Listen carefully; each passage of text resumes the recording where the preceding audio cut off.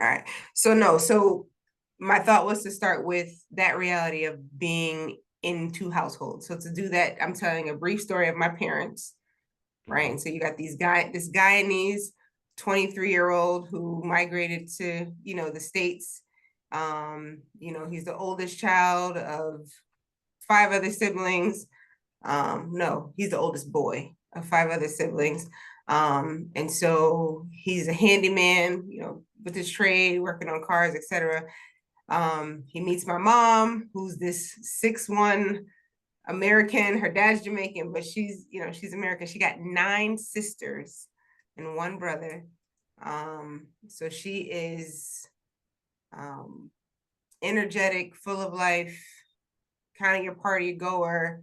My dad's kind of the quiet, analyzing the scene, family guy. He just got here, so he got a thick accent, etc. Right? So I kind of give their painted story, and then here I come, right? Mm-hmm. But the division of their cultures and what they value, didn't work out. So now I'm crossroad between the city of Hartford and the metropolitan town of Bloomfield, right? Mm-hmm. So my mom being a single mom, what life was like with her, and then I could paint the picture of me. I actually remember this. I was 4, standing on my mom's porch, like, I want my daddy. And my mom was so frustrated, like, shut up, right? And then when I would go visit my dad, I would have to leave my brother, right? My maternal brother.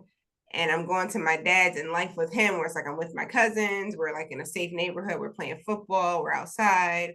I eventually went to school there because the school in my mom's town was not up to par. But the things that I saw when I was with my mom, I did the paper route. I remember this kid that I can't say I grew up with him, but he was in our neighborhood. And I remember him being like, you're a pretty girl you're a pretty dark skinned girl. Like a pretty girl for somebody being dark skinned, something along those lines. Um, and I didn't like him. I just thought he was a rebel. So he threw a rock at me because I just didn't like him, right? And I remember doing the paper route and seeing his face on the cover because he had got shot by a police officer in his back. And like Mm-hmm. those are the moments where I'm just like, oh my God, like what? Like I remember doing a paper route and somebody throwing water or something out the top of the window. And again, I'm gonna keep prefacing that my mom is 6'1" because she's scared of no one, right? Like my mom's still taller than me. So she went upstairs into this apartment, banged on the door, what y'all throw at my daughter? And da da da da. Which would be kind of like unorthodox in my grandmother's world, like being with my dad. But my mom that's just how she was. She never cursed. She didn't use any curse words, but she would cuss you out. Like I know it sounds weird, but she would use words like you rat face, pipe head. Like but she would not curse, right? But she was intimidated in her own right. And then my dad's side, it's like my dad wasn't really there, but I was with my aunts. I was in this family oriented space where it's like everybody lived in one house. My grandmother always cooked. I had my grandfather, much more like family oriented and together. Everybody was like well poised. You spoke a certain way, you had to eat a certain way at the table. But then when I went to Hartford, that wasn't the case. We could eat in the living room, we watching a movie. We're like, so we're just like constantly back and forth between these two worlds. But I was able to kind of analyze, certain things and certain opportunities. So that's kind of like my beginning piece in terms of education and like certain lifestyles and whatever the case may be. And I took a lot of lessons from that. But then it also did something to me in terms of being bounced from one house to the next as I got older, in a sense of it turned from you take her, no, you take her. You get what I mean? To like somebody take me. You know what I mean? So what that does to your sense of like self and value and worth, like being kicked out because your parents have their own rivals. And I didn't do anything wrong, but if I'm going home, if I'm going to my dad and I'm telling him some of the challenges in my mom's household, I'm doing it from a sense of like I'm talking to my dad. But on my mom's sense, it's you're telling your dad my personal business. You get what I mean? And then on my dad's side, You the same thing. snitching. I'm snitching. Um, my dad's showing up in spaces where it's like he knows what I told him. So he's showing up, and my mom has this, like, she's married now. She has this stepfather of mine that I can't stand, who's trying to be the disciplinarian, but you're not my dad. You know what I mean? But then my brother had to deal with him because my brother didn't have his book. It's a lot, right? So I was just kind of going through there in terms of that parenting piece and what that did to me in terms of like back and forth and, you know, being upset with my mom and feeling like she chose this person and like having to watch my brother have to endure it and not have have an alternative to go to. Like I just have stories for those pieces. Like I remember my dad buying my brother a pair of sneakers because I was like, Dad, yeah, I just feel so bad that I have to leave my brother in that situation, right? And I was the older sister, so I'm like, you know, 3 years difference with my brother, but that was my brother. Like I, you know, looking out for him. So I come home with these sneakers, like, hey, you know, you got some school sneakers too, and my stepfather throws it in the garbage because of the adult dynamics that's going on. You get what I mean?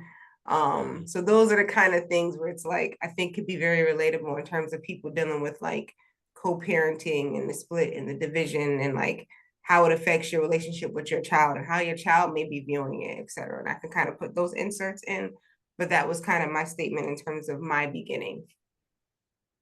And then growing up and not wanting to be a single mom, you're like, I don't want that. I don't want my kids to do that. So now in my head, I'm like, I want stability, but I'm attracted to the hood rats because that's where I'm from. You get me? So I'm going to Bloomfield and I'm like, I don't want none of these, like, you know what I mean? And I'm like, but so what I'm attracted to versus what I'm seeing stability in my school town. But in terms of who I'm communicating with, who I'm relating to, they're not from that. You get what I mean? So I have this kind of like hero complex, which is probably influencing the people that I'm attracting, but the stability is what I want, but I'm not attracting that. You get what I mean? So then it's like you're growing up wanting this thing, but you don't know how to attain it. And what's in you is in, you know what I mean? So you have all those pieces too. Yeah. Mm. So okay, have you agreed that you're writing this book for single mom? Yeah, I'm gonna have to. Or single parents, but yeah, we'll stick to single moms because I don't want you to get on me about my target population. So yes. Okay, so then you're writing. So you're writing your story for single mom. All right, cool. So if we agreed on that, that is like 100%. You're gonna extract from your story the narrative that is going to be helpful for single mom. Makes sense. Yeah. So then you don't tell everything. You tell the things that are gonna like take him down that journey, right?